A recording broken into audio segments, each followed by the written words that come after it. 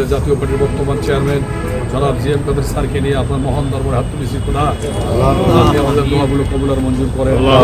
আল্লাহ হাদিয়া শরীফ পড়েছি, বুলু শরীফ পড়েছি, ইস্তেগফার পড়েছি, আল্লাহ দরুদ ইব্রাহিমা পড়েছি, আল্লাহ তসবিহ তাহলিল পাঠ করেছি, সমস্ত কিছু ভুল ত্রুটি ক্ষমা করে দিয়ে আপনার দরবারে আপনি কবুল আর মঞ্জুর করেন।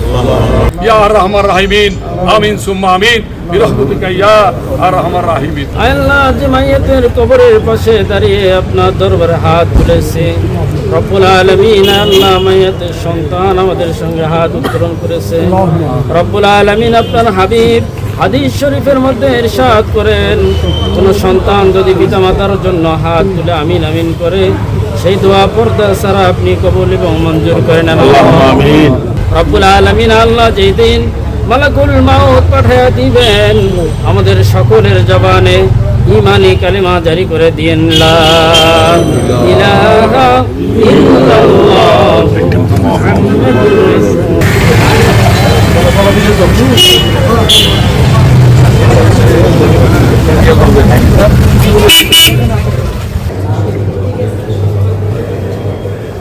প্রিয় ব্যক্তি হযরত মাওলানা কারামত আলী জনপুরি রহমাতুল্লাহ আলাইহি, আয় আল্লাহ তার মাজার আমরা জিয়ারত করলাম।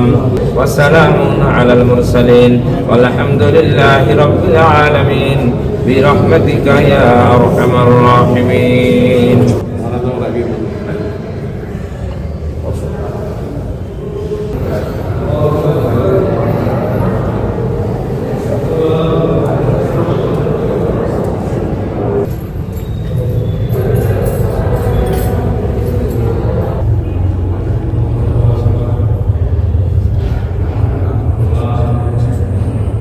আল্লাহ যেটাই দিবে আমাকে, মানুষে আমাকে ভালোবাসুক, আল্লাহ আমার সবাই পছন্দ করুক আমার কাছে, এটাই আমার জন্য যথেষ্ট। আপনি কোনো আশঙ্কা মনে করছেন কিনা?